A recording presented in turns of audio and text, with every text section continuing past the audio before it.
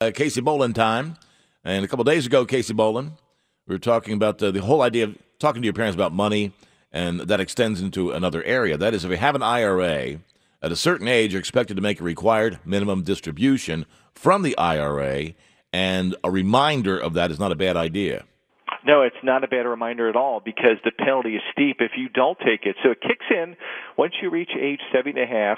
You're required to start taking minimum withdrawals each year from your retirement account. It sounds easy enough, but there's some rules that can really trip you up. So if you've got one IRA as an example, you can aggregate the accounts, take the total required minimum distribution from one or all your accounts.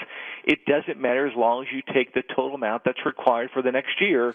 This has to be done before the end of the year. This is not an item that can be pushed off for most people until April 15th.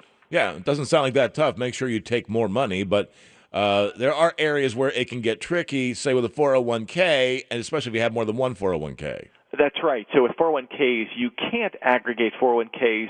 So if you have more than one company plan, you need to take the required minimum distribution from each account.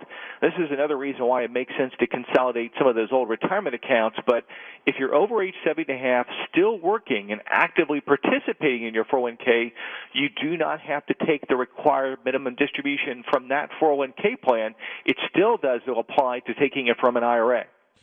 And something Congress is looking at would allow you to take your required minimum distribution and donate it to charity and get a break on that.